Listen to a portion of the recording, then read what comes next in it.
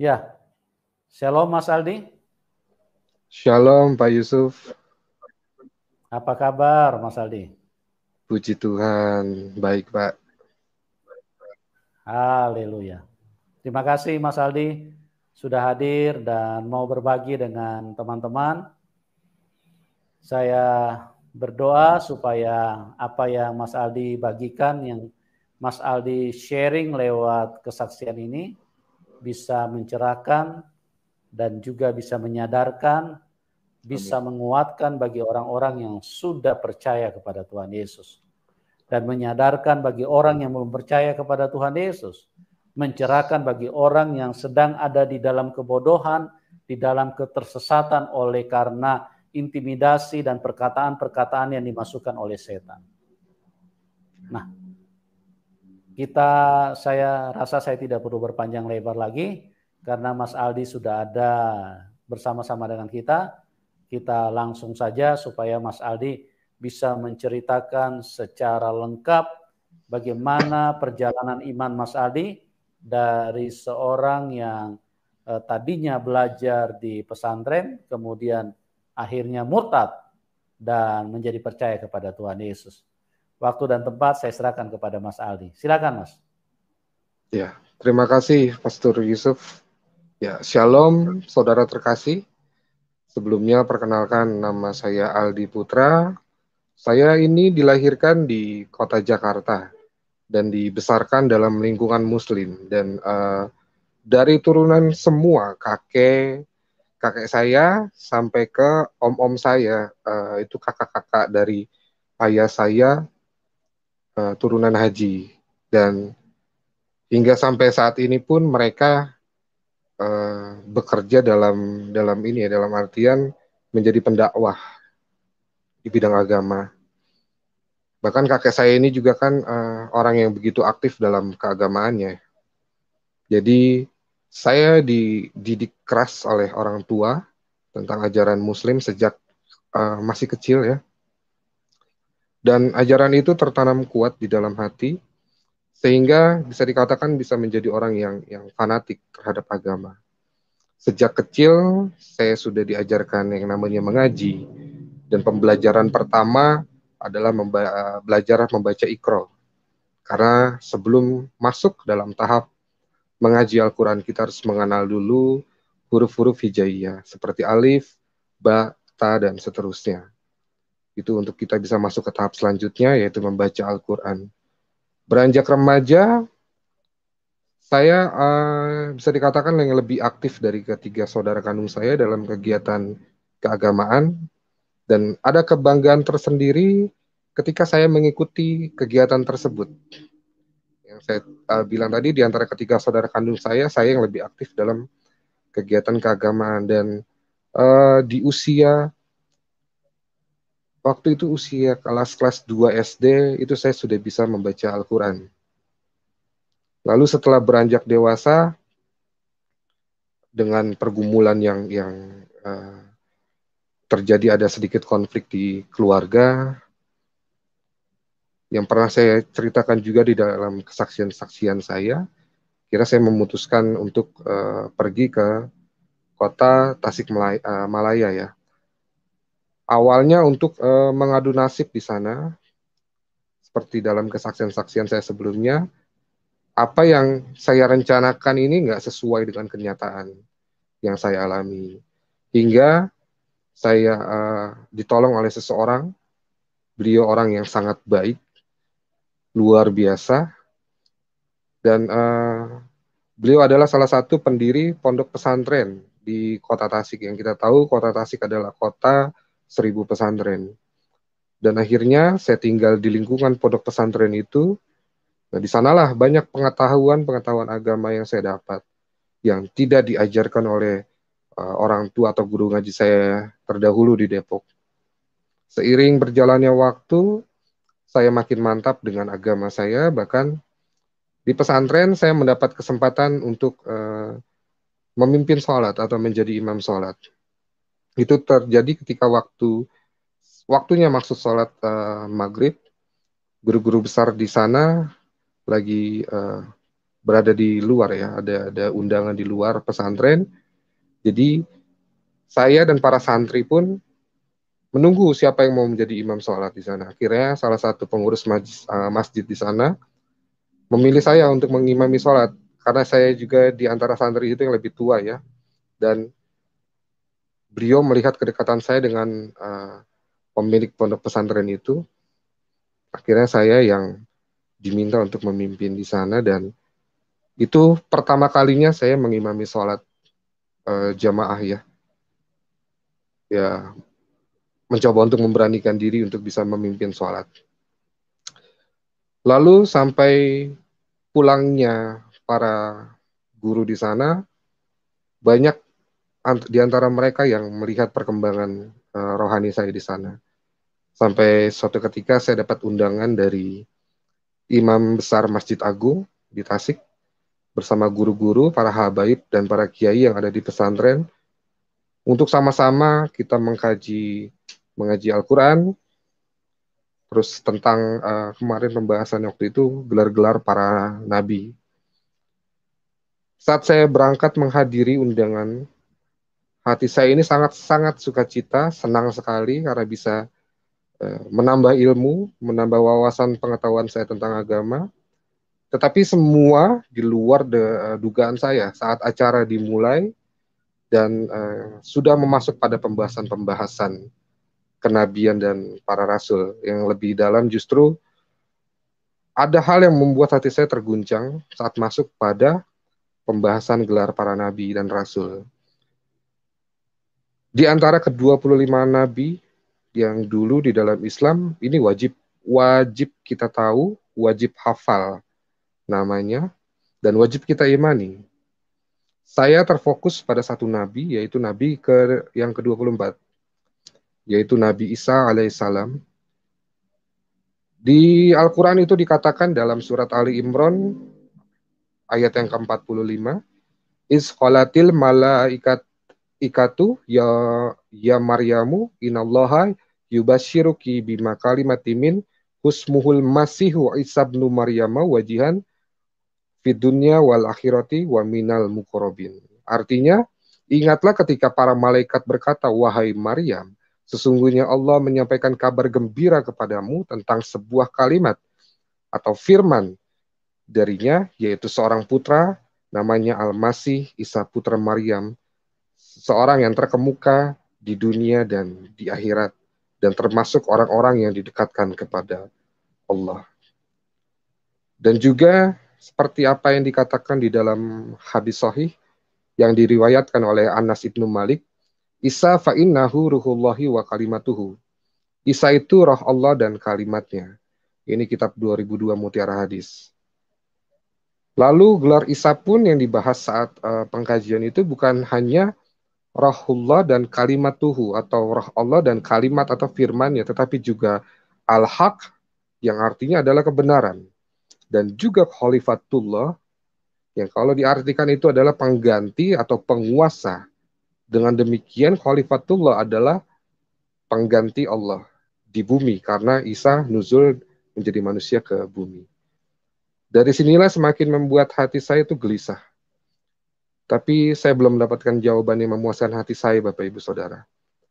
Hingga saya memutuskan untuk terus lagi mencari tahu lebih dalam tentang sosok Nabi Isa ini.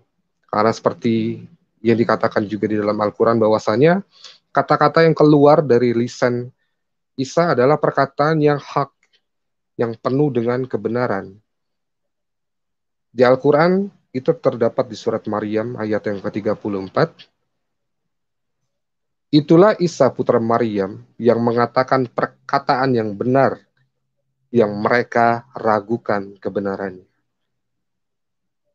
Lalu saya coba lagi mencari jawaban lewat Al-Quran yang saya dapati ada di surat Maryam ayat 33, Ali Imran ayat yang ke-55, surat An-Nisa 159, dan surat Yunus. Di dalam surat Maryam ayat yang 33, wassalamu alayya yauma wulidtu wa yauma amutu wa yauma ub'atsu hayya. Dan kesejahteraan semoga dilimpahkan kepadaku pada hari kelahiranku, pada hari wafatku, dan pada hari aku dibangkitkan hidup kembali.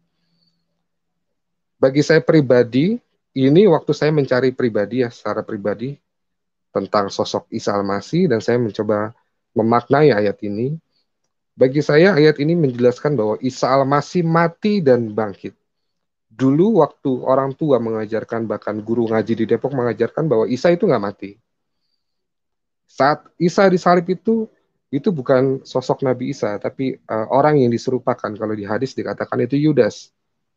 Tapi di dalam Al-Quran ini, uh, bagi saya sudah jelas ya, pada hari kelahiranku, saat Isa lahir, pada hari wafatku, pada Isa uh, menemukan ajalnya, dan pada hari aku dibangkitkan hidup kembali. Lalu di dalam Quran surat Ali Imran ayat yang ke-55, ingatlah ketika Allah berfirman, wahai Isa, aku mengambilmu dan mengangkatmu dari orang-orang yang kafir dan menjadikan orang-orang yang mengikutimu di atas orang-orang kafir hingga hari kiamat. Kemudian kepadaku engkau kembali, lalu aku beri keputusan tentang apa yang kamu perselisihkan. Dan saya memaknai ayat ini menjelaskan bahwa Isa Al-Masih naik ke surga atau pulang ke surga, dan orang-orang yang di luar Isa Al-Masih dialah orang-orang yang kafir. Karena bagi siapapun yang mengimani Isa, mengikuti Isa, Allah akan menyucikan orang-orang pengikut Isa dari orang-orang yang kafir. Bahkan di ayat ini juga dijelaskan hingga hari kiamat. Lalu saya menemukan lagi di dalam Quran surat An-Nisa 159, tidak ada seorang pun di antara ahli kitab yang tidak beriman kepadanya, Isa, menjelang kematiannya, dan pada hari kiamat dia, Isa, akan menjadi saksi atas mereka. Bagi saya, memaknai ayat ini menjelaskan bahwa Isa lah yang akan datang di akhir zaman. Isa lah yang bisa menjadi penyelamat. Isa juga yang akan menjadi hakim bagi setiap manusia. Lalu di Quran surat Yunus, ini di ayat yang ke-94, maka jika engkau Muhammad dalam tanda kurung berada dalam keraguan-raguan tentang apa yang kami turunkan kepadamu, maka tanyakanlah kepada orang-orang yang membaca kitab sebelummu. Sesungguhnya telah datang kebenaran kepadamu dari Tuhanmu, maka janganlah sekali-sekali kamu termasuk orang yang ragu-ragu. Bapak Ibu Saudara, bagi saya pribadi, bahwa dalam ayat ini, dalam Al-Quran, Allah telah memperingatkan, janganlah ragu akan kebenaran yang ada, akan kebenaran yang datang, dan kita harus membaca kitab-kitab sebelumnya. Saya berpikirnya dulu Rasulullah aja diperingatkan untuk membaca kitab sebelum Al-Quran. Apalagi saya yang hanya seorang hamba, seorang pengikut. Dari ayat-ayat tersebutlah membuat hati saya ini boleh dikatakan gelisah ya, nggak tenang.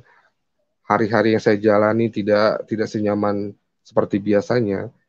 Ada guncangan yang hebat, getaran hebat di hati, dan entah kenapa hati saya ini merasa bahwa Isa bukan sekedar manusia biasa, Isa bukan sekedar nabi, karena hanya Isa yang diciptakan tidak melalui tulang rusuk, tidak melalui pembentukan tanah, dan tidak melalui hubungan biologis suami istri.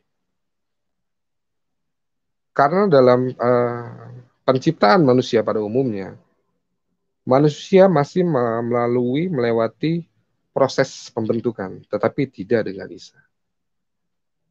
Dan memang tidak ada nggak ada cita-cita saya atau keinginan saya untuk keluar dari agama Islam. Tapi apa yang terjadi setelah saya membuka dan membaca kitab sebelum Al-Quran, yaitu Injil Tuhan, Tuhan menggenapi firman-Nya, saya dapat di dalam Injil Yohanes 15 ayat 16.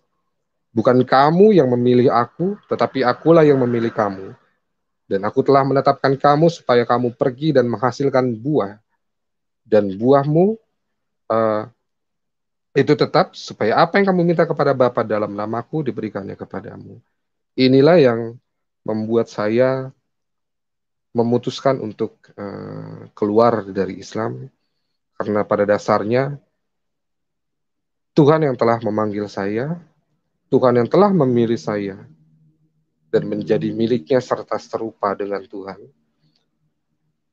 Dan pertobatan saya ini tergenapi di bulan Agustus 2020 dalam masa pencarian yang begitu lama, sekitar 2 tahun saya mencoba mencari sosok Isa Al-Masih. Bahkan pernah satu ketika saya mengintip salah satu kegiatan gereja di Depok. Jadi waktu saya pulang ke Depok, saya tetap di situ tetap mencari tentang Isa. Dan yang saya pikirkan waktu itu, Isa Al-Masih dan Yesus Kristus yang diimani oleh orang Kristen, saya menganggapnya dulu sebagai seorang nabi yang kalau orang Kristen menganggapnya adalah Tuhan mempunyai kisah yang hampir sama, walaupun tidak serupa. Saya coba mengintip kegiatan salah satu gereja itu di daerah Depok, dan lalu saya ditangkap sih sama security karena dicurigain. Saya memang nggak berani kalau untuk masuk langsung. Akhirnya saya dibawa ke pos security, diinterogasi di sana karena khawatir ingin berbuat yang enggak ya. Akhirnya memang ya saya nggak bawa apa-apa, di dalam tas juga nggak bawa apa-apa. Hanya pengen tahu bagaimana sih ibadah orang Kristen seperti apa. Dan nggak lama ada bapak-bapak keluar dari gereja. Saya nggak tahu hamba Tuhan atau gembala sidang di situ, saya nggak tahu. Akhirnya saya mencoba menceritakan apa yang terjadi tadi, dan beliau pun mengerti dan membiarkan saya untuk pulang. Dan sebelum pulang juga beliau sempat mengundang, jika Mas pengen lebih tahu lagi tentang Yesus Kristus, saya diundang untuk bisa ikut ibadah di gereja itu. Memang saya nggak berani karena dulu doktrin yang sudah masuk ya begitu, nggak boleh, haram kita masuk ke dalam gereja, memegang Alkitab aja nggak boleh. Dan memang begitu sulit bagi saya ya untuk dalam masa pencarian itu, karena nggak banyak orang yang bisa saya temui, yang bisa saya ajak sharing. Akhirnya ya jalan Tuhan, saya dipertemukan di salah satu media sosial di Facebook. Saya sengaja mengikuti grup-grup Kristen di sana. Akhirnya saya diketemukan oleh seorang hamba Tuhan yang bagi saya luar biasa, kerendahan hatinya, kasihnya. Bahkan saya masuk, saya bilang sama beliau, Pak, saya ini bukan dari Kristen, saya dari Muslim. Dan beliau mengizinkan. Dan beliau nanya, kenapa mau masuk? Akhirnya saya cerita atas kerinduan saya, ingin mengenal sosok dari Yesus Kristus ini. Nah, dari beliaulah saya diperkenalkan dengan hamba Tuhan yang tinggal di Depok juga, Ibu Ningtyas. Dari Ibu Ningtyas ini baru saya diperkenalkan oleh seorang penginjil yang luar biasa, namanya Muhammad Ilyas Syam, dan kebetulan beliau juga seorang murtadin. Jadi banyak pertanyaan-pertanyaan yang saya lontarkan kepada penginjil saya ini, Pak Ilyas ini, beliau bisa menjawabnya dengan baik ya, memuaskan hati saya. Dan akhirnya pada bulan Juli, saya sudah memantapkan hati, walaupun saya tahu resikonya seperti apa, saya menerima Yesus Kristus sebagai Tuhan dan Juru Selamat saya pribadi. Dan di bulan Agustusnya, saya rindu untuk menyerahkan hidup saya, diri saya, untuk bisa dibaptis. Dan saya dibaptis di daerah Jakarta. Dan luar biasa Bapak Ibu Saudara, hal yang saya rasakan ketika dibaptis, apa yang memberatkan, itu seolah-olah hancur ya di saat baptisan itu. Yang ada cuman haru tangis bahagia sukacita. Beban yang saya bawa tuh seolah-olah hancur di tempat itu. Dan pertobatan saya ini sudah terbaca oleh keluarga, terutama ayah saya yang begitu keras didikannya, sampai saya waktu setelah baptis itu dicari sama beliau. Ya, saya pribadi secara manusianya ya nggak berani, takut karena beliau, saya pernah ikut ya beberapa uh, ceramahnya, terus kegiatan-kegiatan dimanapun dia pernah bilang seperti itu. Siapapun yang murtad, bahkan anak saya sendiri, saya yang akan penggal kepalanya. Jadi saya teringat kata-kata itu, makanya saya nggak berani dan puji Tuhan, karena seminggu sebelum baptisan ini Tuhan mengirimkan seseorang yang luar biasa yang saya pikir ini menjadi kado, hadiah terindah bagi hidup saya. Saya dipertemukan oleh seorang wanita yang sekarang menjadi pasangan hidup saya. Akhirnya saya memutuskan untuk ikut pasangan saya ini ke daerah Jawa Tengah ya. Tapi baru apa ya?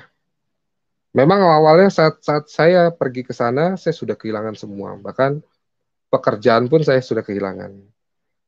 Ini yang agak lucu bagi saya pribadi. Karena dulu saya rajin ya, setiap uh, kerja apapun, waktunya sholat, waktunya azan, itu pasti saya akan meninggalkan pekerjaan untuk memilih menjalankan sholat. Dan uh, ini sudah terbaca juga oleh atasan saya.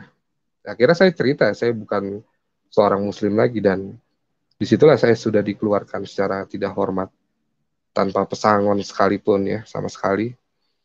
Dan akhirnya saya ikut pasangan saya dalam keadaan saya menganggur. Buat ongkos saya ke sana aja, saya ingat sekali itu minjem sama Pak Ilyas, penginjil saya. Saya ingin membagikan kisah ini bukan untuk sesuatu yang negatif, tapi saya pengen membagikan kepada Bapak Ibu Saudara bahwa pertolongan Tuhan itu nyata. Tuhan kita itu Tuhan yang baik. Allah yang hidup, Allah yang ajaib. Awal pertama saya datang ke sini di tempat keluarga pasangan saya ini, saya diterima baik oleh pasangan saya, keluarga pasangan saya ini. Tapi baru beberapa hari di sana ya, kita sudah mendapat fitnah dari warga sekitar. Secara manusia kita ya nggak terima dengar fitnah itu ya. Dibilang tidur bareng segala macam, padahal pasangan saya ini tidur di rumah tantenya dan saya tidur di kosan milik tantenya.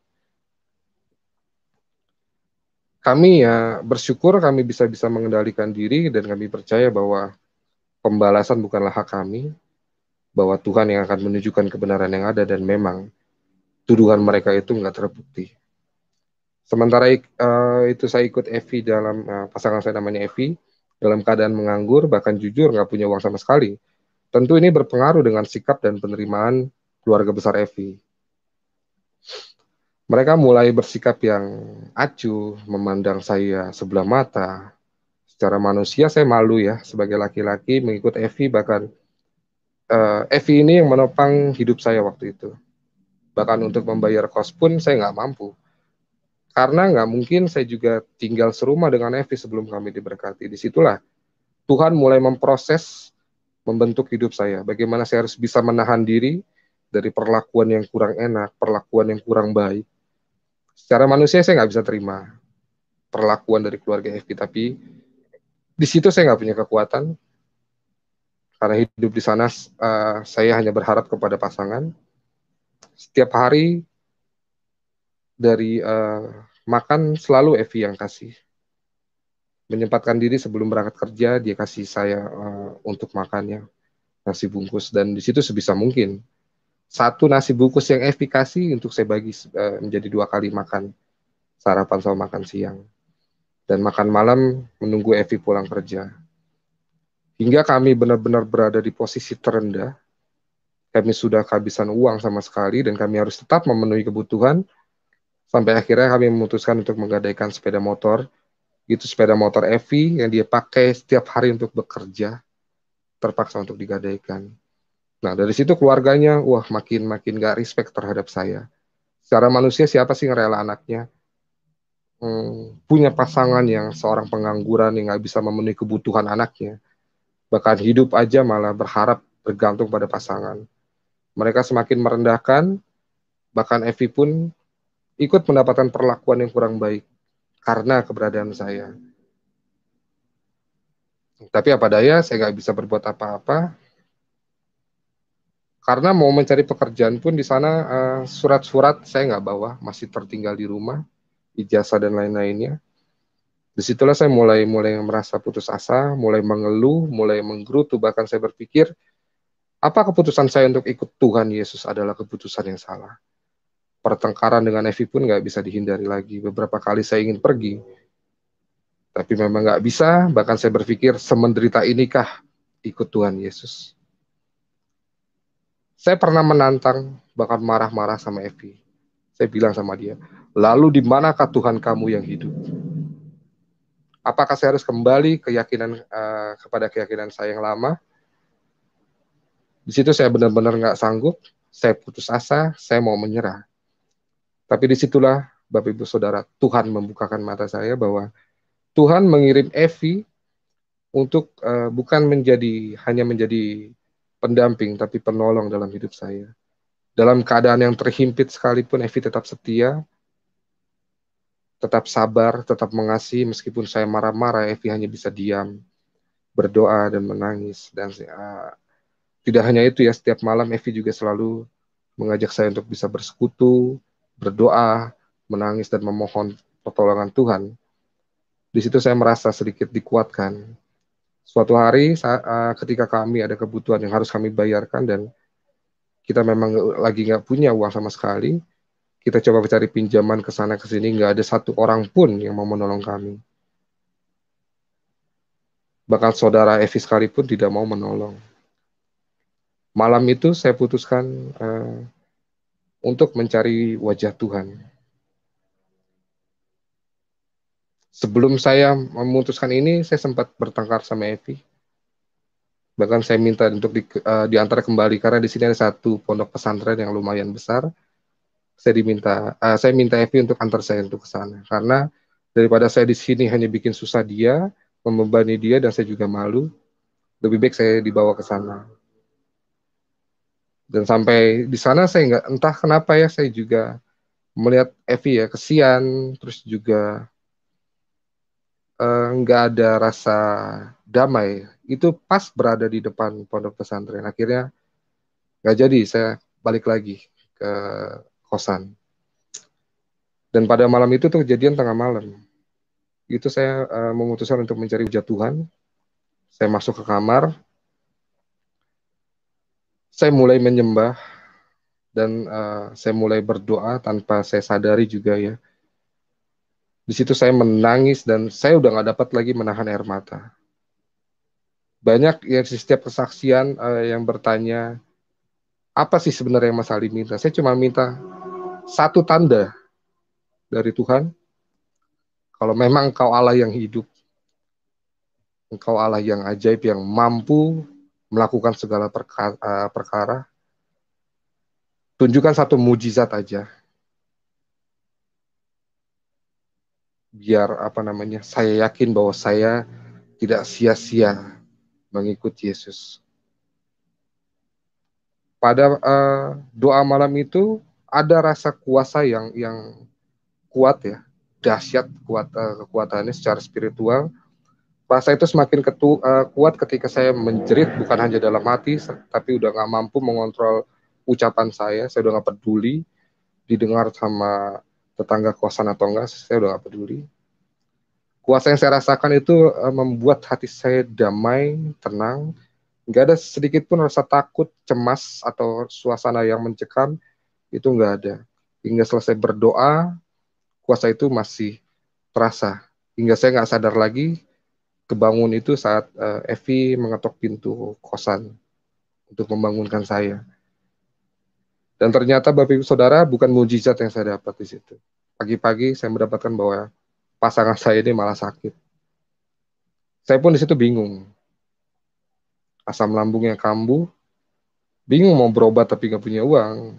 Beruntungnya Evi ini punya BPJS dari pabrik ya, perusahaannya, dan akhirnya kami berangkat ke sana. Dan ternyata disinilah Tuhan menunjukkan kuasanya. Sepulang kami dari klinik, kami mendapatkan pertolongan dari seseorang yang tidak kami pikirkan sama sekali, teman lama dari Evi, dari pasangan saya, yang sudah begitu lama putus kontak dengan pasangan saya ini. Tetapi Tuhan pertemukan dan melalui teman saya, teman Evi ini, Tuhan memakai teman dari pasangan saya ini menjadi perantara tangan panjangnya. Disinilah mujizat pertama yang saya dapat. Dengan pertolongan dari Tuhan melalui teman pasangan saya ini, kami bisa membayar kewajiban yang tepat jatuh tempo pada hari itu. Dengan nominal yang sama, nggak lebih, nggak kurang, Tuhan penuhi apa yang menjadi kebutuhan kami, yang menjadi beban kami. Dan di situ ucapan syukur, saya nggak pernah henti-hentinya, dan saya juga semakin kuat iman. Ketika saya berdoa, saya meminta, Tuhan jawab. Setelah kejadian itu, Tuhan mulai memulihkan kehidupan kami secara perlahan. Keesokan harinya juga saya pernah cerita di kesaksian saya sebelumnya, saya juga pernah kesaksian di channel Pak Yusuf ini juga. Dan saya bersyukur saya bisa menjalankan amanat agung, bisa menjadi saksi Kristus, seperti yang Tuhan perintahkan di dalam Kisah Para Rasul 1 ayat 8, tetapi kamu akan menerima kuasa kalau Roh Kudus turun ke atas kamu, dan kamu akan menjadi saksiku di Yerusalem dan di seluruh Yudea dan Samaria dan sampai ke ujung bumi. Dan ini sesuatu yang sukacita yang luar biasa, bahwa saya bisa menjalankan atau menjadi saksi Kristus. Karena definisi kata amanat agung sendiri bagi saya pribadi adalah sebuah perintah atau tugas yang bisa dikatakan besar ya. Perintah yang mulia. Pengikut Injil, yaitu umat Kristen, harus berani memberikan keputusan mengenai hal-hal sesuai dengan ketetapan Allah. Inilah makna amanat agung bagi saya pribadi. Dan amanat agung ini bukan hanya tugas seorang hamba Tuhan, tetapi semua orang yang telah dipilihnya dan mendapatkan keselamatannya. Ada satu ayat yang memberkati saya di dalam 2 Timotius 4 ayat 2. Beritakanlah firman, siap sedialah, baik atau tidak baik waktunya. Nyatakanlah apa yang salah, tegurlah dan nasihatilah dengan segala kesabaran dan pengajaran. Ayat ini menegaskan perintah dari Isa Al-Masih atau Yesus Kristus pada semua orang yang berhasil dimuridkan. Jika Tuhan saja ingin keinginannya dipenuhi, sementara kita meminta, memohon kepada Tuhan, tapi kita nggak mau menurutkan perintah Tuhan, bagaimana Tuhan mau menuruti permohonan atau doa-doa kita. Karena amanat agung juga dasarnya adalah keinginan Allah. Karena Allah juga telah menjanjikan juru selamat dengan cara Allah sendiri, yaitu dari keturunan perempuan. Ini yang baru saya sadari ketika saya belajar lebih dalam tentang kekristenannya. Firman yang adalah pencipta itu sendiri yang datang, nuzul menjadi manusia. Dan setelah kesaksian itu, Tuhan menyatakan pertolongan yang luar biasa dalam hidup saya. Tuhan membuat hidup saya menjadi lebih berarti, Bapak Ibu Saudara. Dia mengubahkan seluruh hidup saya. Dan ini nyata dalam Injil Lukas 14 ayat 11. Sebab barang siapa meninggikan diri, ia akan direndahkan. Dan barang siapa merendahkan diri, ia akan ditinggikan. Bahwa Tuhan lain telah meninggikan diri saya. Sebab Tuhan yang telah memanggil saya dari kegelapan kepada terang yang ajaib. Di luar pemikiran saya sebagai manusia, Tuhan mengerjakan dalam hidup saya secara luar biasa. Pertolongan Tuhan selalu ada. Tuhan mulai memulihkan hidup kami. Tuhan mengembalikan apa yang telah hilang dari kami. Kami dapat menebus sepeda motor. Kami dapat memulihkan hidup kami. Bahkan ketika kami menikah pun Tuhan yang cukupkan semua kebutuhan kami. Dari baju pengantin, konsumsi, bahkan untuk hal yang terkecil sekalipun, Tuhan sediakan bagi kami. mujizat dan pertolongan Tuhan juga nggak pernah berhenti. Karena bagi saya, mujizat adalah keajaiban yang Tuhan berikan bagi orang-orang yang taat, bagi orang-orang yang mau percaya. Tuhan mengirimkan orang tua dan keluarga baru untuk saya pribadi yang begitu mengasihi. Setelah pernikahan saya dengan pasangan saya, juga saya memiliki kerinduan untuk bertemu dengan keluarga, khususnya orang tua di Depok, karena bagaimanapun juga, saya rindu ingin mereka merestui pernikahan kami. Tetapi juga ada ketakutan dan keraguan dalam hati, mengingat ancaman dari bapak saya. Setiap malam ketika kami bersekutu, kami selalu bawa dalam doa agar Tuhan yang melembutkan dan membukakan hati orang tua saya.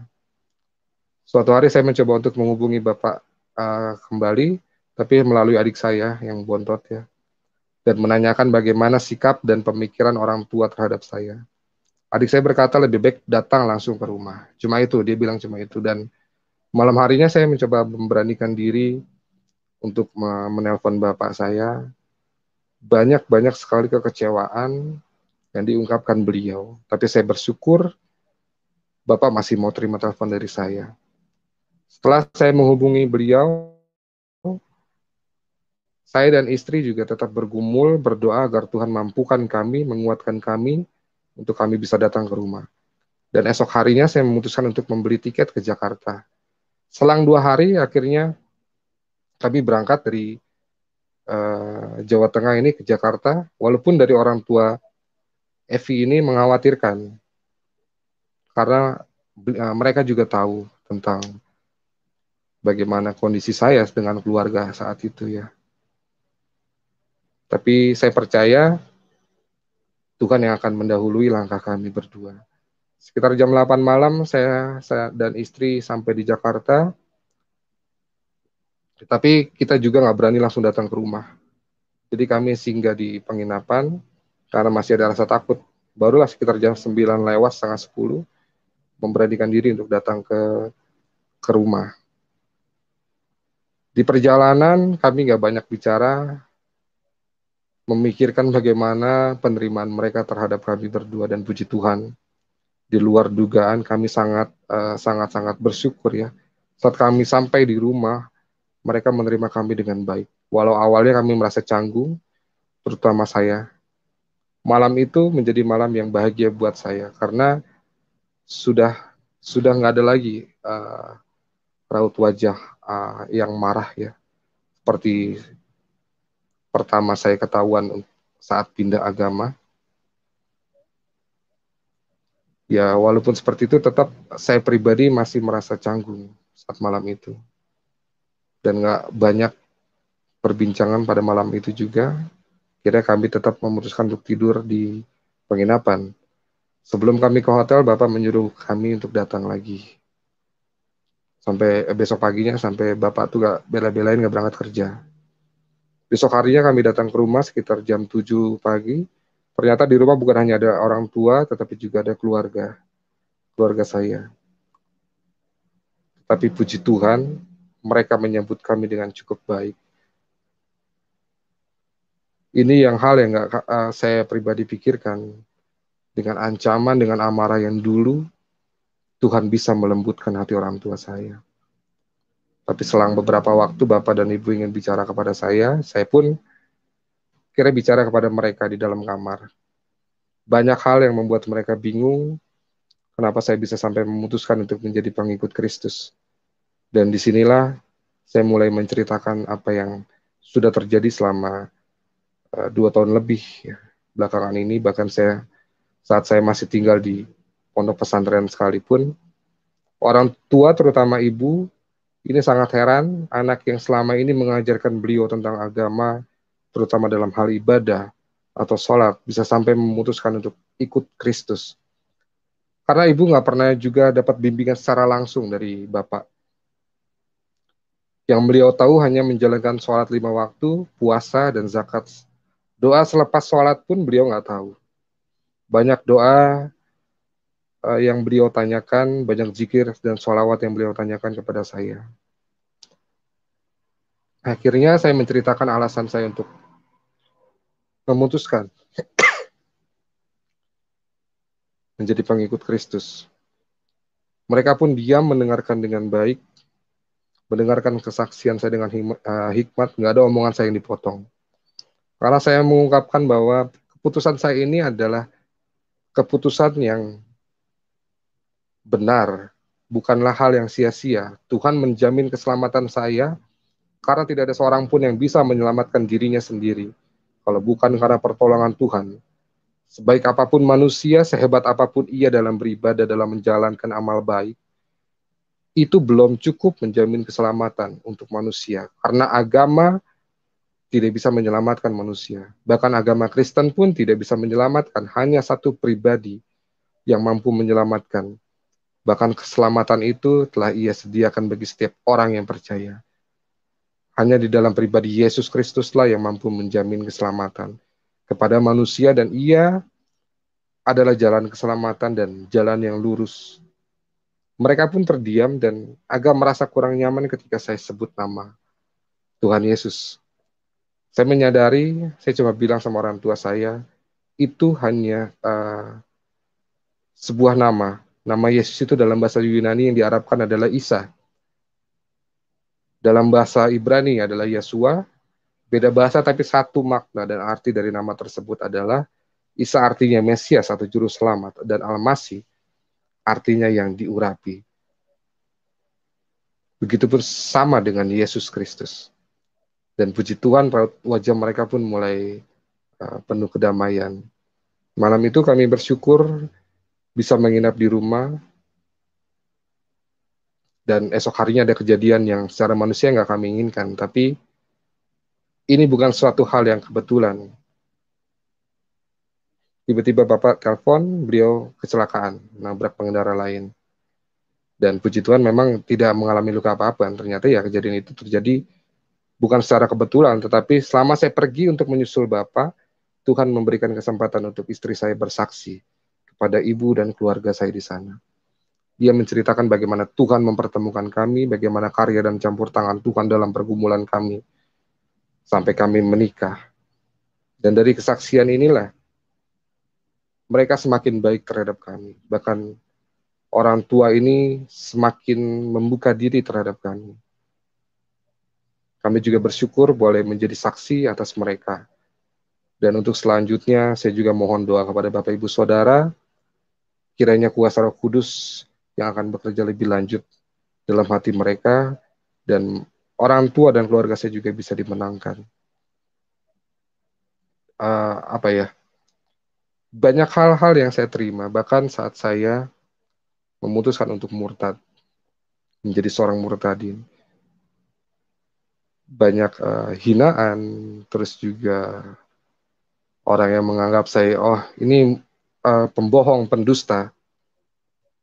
Bahkan saya dibilang murtadin odong-odong, bahkan juga dibikinkan video di salah satu channel YouTube tuh ada yang bilang saya ini adalah murtadin odong-odong. Saya juga pernah menjawab apa yang mereka tuduhkan terhadap saya. Tapi buat saya pribadi, biarlah apa yang saya saksikan ini untuk kemuliaan nama Tuhan. Mereka mau percaya atau tidak, ya itu terserah mereka. Saya hanya mengabarkan kabar baik, dan saya nggak mau menunjukkan bahwa ini saya benar loh begini, tapi saya percaya Tuhan yang akan menunjukkan. Pernah suatu ketika juga saat saya kesaksian, di situ hadir orang yang mengenal saya, sangat mengenal saya. Saat saya dituduh menjadi murtadin odong-odong atau murtadin palsu, dia di komen, di live chat, itu memberitahu yang sebenarnya. Dan ada salah satu hamba Tuhan juga, seorang murtadin, ternyata dia adalah om dari teman saya. Inilah Tuhan yang menjadi pembela atas diri saya pribadi. Dan setelah pertobatan ini banyak sekali mujizat yang saya dapat ya Bapak Ibu Saudara. Sampai kerinduan saya ingin sekolah Alkitab, Tuhan sediakan. Saat saya kerinduan ini, saya bilang ke ayah mertua bahwa saya punya kerinduan dalam hati untuk sekolah Alkitab. Bapak cuma meresponi, jika ini panggilan, Tuhan yang akan tunjukkan, Tuhan yang akan bukakan jalan. Pagi jam-jam sekitar jam 9, saya dan Bapak mertua ini berangkat ke salah satu STT di tempat saya di Jawa Tengah ini untuk mencari informasi tentang biaya berapa-berapanya. Nah, jam-jam 12 lah kita sampai di rumah, dan saya bilang ke istri, segini biayanya segini. Dan istri di situ cuma diam, karena bingung mau bayar dari mana uangnya. Karena jujur, sampai detik ini pun kami secara manusia nggak punya pekerjaan dunia. Yang kami lakukan hanya pelayanan, pelayanan, dan pelayanan. Bapak mertua cuma bilang, kalau memang ini panggilan, kamu hanya cukup meresponinya dengan iman. Masalah biaya nggak usah kamu pikirkan, itu bukan bagian kamu. Itu bukan urusan kamu. Kamu akan pusing sendiri. Biarkan Tuhan yang bekerja. Bapak cuma bilang seperti itu, dan ternyata benar. Nggak lama, sekitar jam 1 atau jam 2, ada WA masuk. Awalnya menanyakan ini apa benar, ini nomor dari Mas Aldi. Saya jawab iya, dan kita berkenalan dulu. Nggak lama orang ini bertanya, Mas Aldi kegiatannya apa sekarang? Terus punya kerinduan apa? Akhirnya saya cerita dengan beliau. Dan puji Tuhan Bapak Ibu Saudara, ini di luar pemikiran kami. Hamba Tuhan ini bilang, saya akan membantu biaya sekolah Alkitab Mas Aldi. Itu saya cuma bisa terdiam. Di situ saya dan istri cuma bisa nangis di situ. Saya nggak ngerti bahwa Tuhan itu baik, Tuhan itu ajaib, itu luar biasa. Dan saat saya pengen telepon, itu saya nggak dikasih. Bahkan sampai sekarang saya nggak tahu beliau ini laki-laki atau perempuan. Namanya saya nggak tahu, beliau cuma bilang, cukup Mas Aldi dan Tuhan yang tahu. Saya nggak mau Mas Aldi dan istri mengenal siapa saya. Kalau Mas Aldi ingin berterima kasihlah kepada Tuhan. Beliau cuma bilang seperti itu, dan puji Tuhan,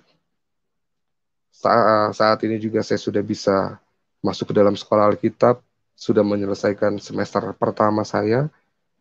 Ini karena kemurahan dan kebaikan Tuhan dalam hidup saya, mujizat yang luar biasa. Secara manusianya, saya juga nggak ngerti bisa masuk ke dalam sekolah Alkitab yang biayanya juga nggak begitu kecil, yang butuh biaya besar. Dan pengalaman kami ini menjadi pelajaran hidup yang berharga untuk kami sendiri, bagaimana cara kita juga bisa mengasihi sesama manusia, meskipun orang itu menyakiti kita ya. Dan juga puji Tuhan ini hari ini, tepat tadi siang ini saya baru pulang dari Depok, dan bagi saya juga ini satu mujizat yang luar biasa. Saat saya datang ke sana di tanggal 25, orang tua saya memeluk dan kasih ucapan selamat Natal. Itu saya cuma bisa bengong. Saat ibu saya dan ayah saya datang saya, peluk saya, dan dia mengucapkan selamat Natal. Hal yang nggak pernah saya pikirkan, seorang yang bisa dikatakan fanatik di agamanya, tetapi bisa apa ya disebutnya? Pokoknya ini adalah mujizat yang luar biasa.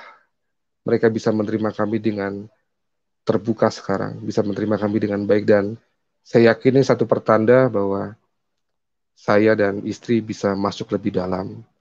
Dan saya juga mohon dukungan doa dari Bapak Ibu Saudara, kiranya saya juga bisa menyelamatkan mereka semua yang ada di sana. Biar orang tua dan keluarga saya juga bisa merasakan kebaikan Tuhan yang luar biasa. Dan inilah cara Tuhan membimbing, mendidik. Kalau saya dalam keadaan senang, saya mendapat tawaran dari seorang hamba Tuhan untuk tidak datang ke Salatiga, tapi malah di Jakarta, mungkin saya nggak akan mengalami proses seperti ini. proses yang menyakitkan yang akan indah pada waktunya. Tuhan mengikis segala kedagingan, itu yang saya rasakan. Kalau tidak seperti ini, mungkin saya akan masih hidup dengan manusia lama. Tapi dengan cara ini, Tuhan membawa saya menjadi manusia yang baru, ciptaan yang baru. Ibarat sebagai bencana, mau di tempat seperti apapun, tergantung dari kitanya. Mau sakit, tapi hidup benar, atau kita menolak sakit, tapi akan terus sakit selamanya. Bagaimana juga cara kita bisa menahan diri saat kita direndahkan, itu yang Tuhan ajarkan. Ada satu ayat yang akan saya bagikan di dalam Lukas 6 ayat 27. Tetapi kepada kamu yang mendengarkan aku berkata, kasihilah musuhmu dan baiklah kepada orang yang membenci kamu. Ini hal yang saya temui dalam ajaran saya sekarang. Bagaimana kita harus mengasihi bahkan orang yang membenci kita, bahkan orang yang dibilang musuh, yang apalagi mau membunuh kita tetap harus mau mengasihi. Dan menjadi pelajaran yang penting juga dalam hidup kami dan saudara-saudara ataupun saudara-saudara yang memiliki pergumulan, baik dalam ekonomi, sakit penyakit, atau apapun itu. Ketika kita berharap kepada manusia, itu jelas sangat besar kemungkinannya kita mendapatkan kekecewaan.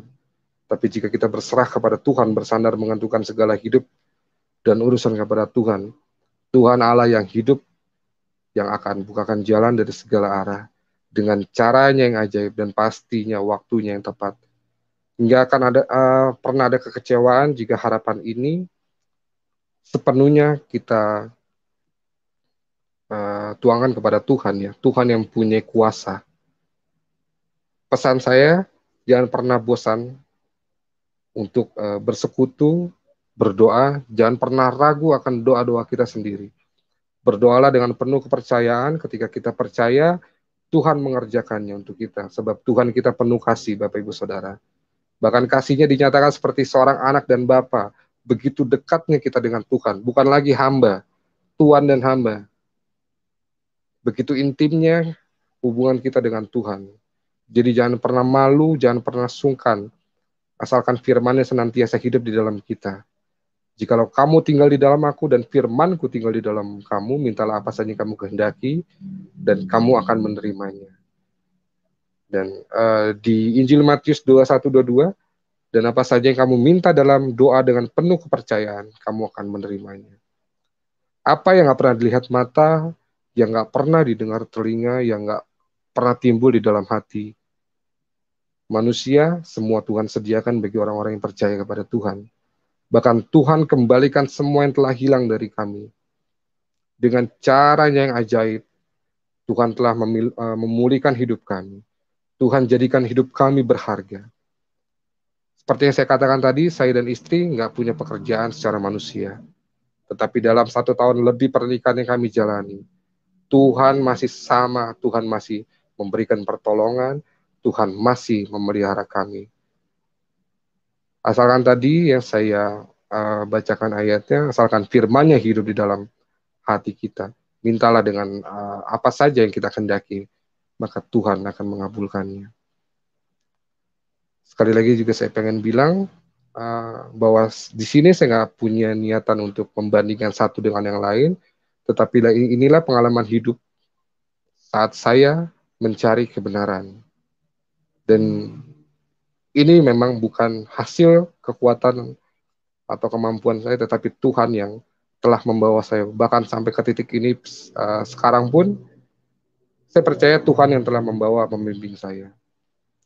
Tidak pernah punya niatan atau keinginan menjadi seorang murtadin. Tapi apa yang terjadi, Tuhan menggenapi firman-Nya, Tuhan yang pilih saya untuk menjadi anak dan miliknya serta serupa dengannya. Dan kini saya pun mengerti mengapa saya dipilih menjadi miliknya. Seperti kebenaran firman Tuhan di dalam Efesus 1 ayat 4-5.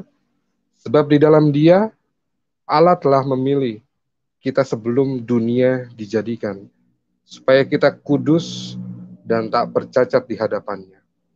Dalam kasih Ia telah menentukan kita dari semula oleh Yesus Kristus untuk menjadi anak-anaknya sesuai dengan kerelaan dan kehendaknya. Jadi jauh sebelum Ia meletakkan dasar bumi, Tuhan telah memikirkan kita dan menetapkan kita sebagai fokus dari kasih-Nya, agar kita menjadi utuh, kudus, dan ditebus oleh kasih-Nya. Sekali kita memilih Isa, berarti kita menerima berkat-Nya juga. Sekali kita mendapatkan Yesus, kita menjadi benar, kudus, dan ditebus. Ketika orang di dunia ini takut, khawatir, cemas, bagi saya pribadi, orang percaya seharusnya bisa tenang, damai. Nggak ada lagi ketakutan, kekhawatiran. Orang lain boleh hidup secara natural, tetapi kita sebagai orang percaya, hidup secara supranatural. Karena kekudusan hati bukan sekedar tindakan luar, tapi Tuhan mau kita mengalami pembaruan dari dalam dulu. Lalu bagaimana kita yakin bahwa kita ini dipilih oleh Tuhan? Ini pengalaman saya pribadi saat kita sudah menerima Yesus sebagai Tuhan dan Juru Selamat dalam hidup kita. Itu kita dipilih oleh Tuhan. Saat kita percaya Yesus, saat itulah Kristus ada di dalam diri kita. Saat Roh Kudus tinggal dalam hidup kita, saat itulah Roh Kudus akan merubah hati yang semula memiliki kecenderungan untuk berbuat dosa, sekarang hanya untuk memiliki hati untuk memuliakan nama Tuhan. Jadi ada perubahan ketika seseorang itu bertobat, karena pertobatan seseorang itu dilihat dari buahnya. Dan ketika panggilan itu datang, kita cukup meresponinya dengan iman. Bagi saya pribadi, karena Isa Al-Masih atau Yesus Kristus yang telah memilih kita nggak perlu lagi merasa nggak layak. Mari dengan penuh keberanian kita datang dengan membawa seluruh kehidupan kita kepada Tuhan. Demikian kesaksian saya ini, kiranya dapat menjadi berkat bagi kita semua, saudara-saudara semua yang telah berkenan mendengarkan kesaksian saya pada malam hari ini. Terima kasih juga kepada Pak Yusuf yang telah memberikan kesempatan kepada saya. Tuhan Yesus memberkati. Haleluya.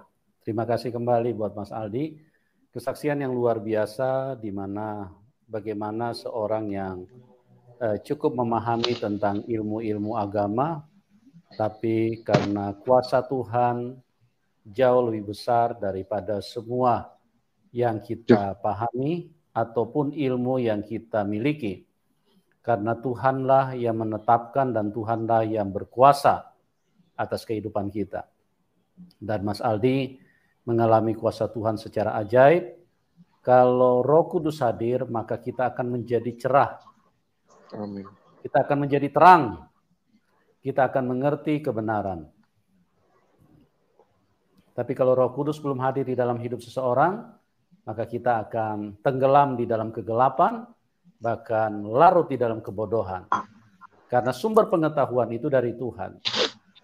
Kalau setan hanya memberikan penyesatan, memberikan kebodohan, nah ini yang terjadi di dalam hidup manusia, agar kita waspada dan carilah Tuhan yang benar. Karena hanya Tuhan yang benar yang bisa menyelamatkan kita, yang bisa bawa kita ke surga. Mas Aldi mungkin merasa sedih karena di dalam kesaksian-kesaksian yang disampaikan, banyak orang yang memberikan tanggapan yang negatif. Ya, itu biasa Mas Aldi. Nggak usah kecewa. Ya. Artinya yang namanya kuasa kegelapan, kuasa setan itu tidak pernah senang dengan Tuhan. Jadi kalau kita bicara tentang kebenaran Tuhan, maka mereka akan bereaksi dan akan menyerang, akan memfitnah, akan mengeluarkan kata-kata yang kurang pantas dengan mengatakan bahwa murtadin odong-odong dan segala macam. Ya, inilah kelihatan bahwa manusia itu tidak memiliki Tuhan dan tidak memiliki pengetahuan tentang kebenaran. Dan itu juga mungkin dialami oleh Mas Aldi sebelum percaya Tuhan Yesus juga seperti itu. Tapi ternyata setelah percaya Tuhan Yesus, hidupnya diubahkan. Ya, jadi saya juga mau mengingatkan kepada teman-teman, ya, tolong jangan memberikan tanggapan-tanggapan yang berlebihan supaya tidak diberi tanggapan balik, ya. Karena kami ini orang Kristen, pengikut Tuhan Yesus, kami ini orang-orang cerdas, teman. Kalau kami memberikan tanggapan, nanti ya artinya nanti kalian nanti bisa butek pikiran kalian. Karena apa? Karena kami ini mengerti kebenaran. Jadi kalau memberikan tanggapan, tidak usah menyerang, tidak usah menghina, tidak usah menghakimi. Kalau Anda tidak percaya dengan kesaksian ini, sudah, nggak usah dinonton. Kalau Anda nonton terus lama-lama nanti Anda bisa murtad juga nanti, ya. Jadi itulah, kuasa Tuhan itu sangat ajaib. Mas Aldi punya orang tua juga sudah dijamah Tuhan. Perlahan-lahan mulai kuasa Roh Kudus mulai bekerja. Itulah Tuhan Yesus, dia mengasihi siapapun. Dan Tuhan Yesus itu dia mencintai semua bangsa. Dia tidak memilih-milih latar belakang hidupmu, dia tidak memilih-milih apapun yang ada di dalam hidupmu. Yang jelas satu, dia mengasihi hidup kita. Ya, saya juga begitu. Karena kasih Tuhan memenuhi hidup saya, maka saya mengasihi. Oleh sebab itu, saya terus menyampaikan konten-konten sharing kebenaran supaya paling tidak manusia bisa dengar. Silakan Anda mau dengar. Anda terserah Anda mau percaya atau tidak, ya, itu urusan belakangan. Tapi ingat, firman Tuhan di dalam Kisah 4 ayat 12, di bawah kolong langit ini tidak ada nama lain yang olehnya manusia bisa diselamatkan. Coba tanya dirimu, tengok-tengok dulu kiri kanan. Anda tinggal di mana? Kalau masih di bawah kolong langit, nah ingat ini, di bawah kolong langit tidak ada nama lain yang olehnya manusia bisa diselamatkan. Kecuali di dalam nama Tuhan Yesus. Ya, carilah Tuhan, maka Tuhan akan menyatakan dirinya di dalam hidup kita. Di dalam Yohanes 14 ayat 6, akulah jalan kebenaran dan hidup. Tidak ada seorang pun yang bisa datang kepada Bapa kecuali melalui aku. Itu dibuktikan, saudaraku. Ya, karena kita lihat di seluruh dunia ini tidak ada satupun manusia yang pernah keluar dari kuburan. Semua mati dan terkunci di dalam kuburan, tidak keluar-keluar. Jadi bangkai sudah hancur di situ, jadi debu tanah. Tapi satu pribadi yang turun dari surga, maut tidak bisa mengalahkan dia. Satu nenek moyangnya setan pun semuanya jungkir balik dan tersungkur. Karena kekudusan Tuhan tidak bisa dikotori oleh kenajisan, oleh tipu daya setan. Dan bukan hanya keluar dari kuburan, bukan hanya bangkit dari kematian. Tapi 2000 tahun yang lalu, ratusan mata memandang. Bahkan sampai saat ini semua negara mengakui, bahkan termasuk Indonesia pun mengakui bahwa Tuhan Yesus pernah naik ke surga. Makanya diperingati sebagai hari kenaikan Tuhan Yesus ke surga. Ya, dia membuktikan itu. Dia membuktikan bahwa dia naik ke surga. Dia membuktikan itu, ya. Jadi itu bukan hanya janji manis, bukan hanya tulisan di dalam buku, tapi dia buktikan. Tidak ada seorang pun yang dapat datang kepada Bapa kecuali melalui aku. Dia naik ke surga. Nah, kita mau ke surga mau pakai apa, teman-teman? Mau naik pesawat? Nggak bisa. Mau naik apa? Mau naik Grab? Nggak bisa. Apalagi mau jalan kaki. Ya, mau pakai apa kita mau ke sana? Hanya Tuhan Yesus yang bisa bawa kita. Karena dia naik ke surga, itu menunjukkan bahwa dia penguasa alam. Alam tidak mampu, setan tidak mampu menarik dia. Yang kita kenal dengan gravitasi bumi. Itu bukan gravitasi bumi, gaya tarik setan. Dan Tuhan buktikan bahwa dia naik ke surga. Jangan terlambat. Tuhan Yesus baik. Tuhan Yesus mengasihi kita semua. Mas Aldi, saya sangat diberkati dengan kesaksian Anda. Mungkin di waktu yang singkat ini, mungkin Mas Aldi mau memberikan pesan kepada orang-orang yang belum kenal Tuhan, orang-orang yang belum percaya Tuhan, supaya mereka, kira-kira apa pesan Anda, supaya mereka juga bisa mengalami seperti yang dialami oleh Mas Aldi. Oke, waktu dan tempat saya persilakan. Silakan Mas Aldi, pesan-pesan apa yang Anda mau bagikan buat mereka? Iya, terima kasih Pak Yusuf.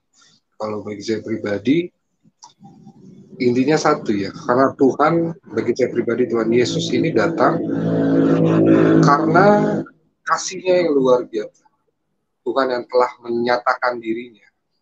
Kadang kita aja sih yang nggak pernah peka. Jadi apapun yang ada kerinduan di dalam hati, percaya bahwa itu adalah panggilan dari Tuhan. Tugas kita hanya meresponinya. Bagaimana kita meresponi, bagaimana kita bisa melangkah. Karena panggilan dan suara hati itu ya beda-beda tipis ya. Tapi yang perlu kita sadari bahwa Tuhan telah menyatakan dirinya. Kita lagi nggak perlu lagi yang namanya harus berbuat amal baik segala macam untuk satu tujuan yang belum jelas gitu. Karena hanya satu pribadi yang menyelamatkan. Dulu saat saya berbuat baik, amal baik, tujuannya satu, ingin memperbanyak pahala supaya saya mampu masuk ke dalam surga. Tetapi saat di dalam iman saya sekarang, ketika saya berbuat baik, karena Tuhan telah berbuat baik duluan terhadap saya. Dan panggilan Tuhan memang bermacam-macam. Bagaimana kita mau peka, intinya itu, dan kita mau meresponinya. Dan jika hari ini saya dan saudara adalah satu-satunya orang yang mengenal Tuhan, mengenal Yesus di dalam keluarga, saya percaya Tuhan ingin menyelamatkan keluarga saya dan saudara melalui diri saya dan saudara. Karena kita adalah mujizat yang Tuhan kirim untuk keluarga saya dan saudara. Dan kita harusnya bersyukur karena Tuhan telah panggil dan Tuhan telah pilih saya dan saudara untuk bisa menjadi alatnya, karena saya yakin Tuhan ingin menyelamatkan keluarga saya dan saudara melalui diri kita. Dan sebenarnya Tuhan, sudah menyatakan dirinya kepada manusia. Ini satu, jangan keraskan hatimu, karena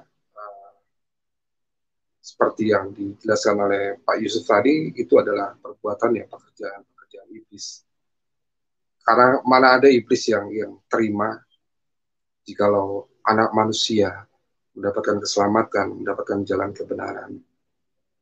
Karena bagi saya pribadi, iman bukan mengerti dulu baru percaya, tetapi percaya dulu baru kamu akan mengerti. Terima kasih Pak Yusuf. Luar biasa sekali. Saya sebagai hamba Tuhan juga ingin memberikan sedikit pesan. Jangan sampai terlambat teman-teman. Ingat, Tuhan sangat mengasihi kita. Dan setan itu sangat jahat. Setan tidak ingin kita ketemu Tuhan. Makanya setan terus membodohi manusia, mengintimidasi pikiran manusia. Oleh sebab itu, jangan keraskan hatimu. Jangan sok pintar. Jangan sok hebat. Jangan mengatakan, saya tidak perlu juru selamat. Tidak ada manusia yang bisa selamat. Ya, jangankan mau menolong orang lain. Diri kita sendiri kita nggak bisa tolong. Salah nelan tulang ikan saja kita bisa game. Ya, terpeleset di kamar mandi kita game. Tidak ada yang bisa selamat. Kita melangkah saja bisa jatuh game. Kena virus satu saja game. Apa yang bisa selamat? Tidak ada yang bisa selamat. Makanya kita perlu Tuhan, kita perlu juru selamat. Dan hanya Tuhan yang bisa jadi juru selamat. Karena kalau manusia itu terlalu lemah. Ya, lemah, usia 50, 60 saja, naik tangga sedikit aja udah ngos-ngosan. Terlalu lemah manusia ini. Manusia perlu juru selamat. Jangan sampai terlambat. Karena ingat teman-teman, ya, kalau kita mati di luar Tuhan Yesus, langsung diterkam setan kita, langsung dibawa ke alam maut. Jadi sekali lagi kami mengasihi siapapun Anda, kami berdoa kiranya kasih karunia Tuhan bisa menjamah hidupmu dan bisa menyelamatkan semua kita bisa masuk surga. Ya. Dan kiranya kasih Tuhan bisa menyentuh hidup kita semua. Oke, Mas Aldi, terima kasih atas kesaksian yang luar biasa. Dan teman-teman yang diberkati, boleh dukung Mas Aldi. Dia sekarang ini bukan saja percaya Tuhan Yesus, tapi beliau aktif untuk terlibat di dalam memberitakan firman Tuhan. Jadi teman-teman yang mau mendukung silakan. Nomor rekeningnya Mas Aldi kami sudah taruh di layar deskripsi. Dan Tuhan memberkati semua atas apa yang teman-teman lakukan. Oke? Terima kasih buat semuanya. Kami berdoa supaya kita semua terus hidup di dalam berkat Tuhan. Dan kita akan berjumpa di program selanjutnya. Dan salam kemenangan buat kita semua. Amin. Amin.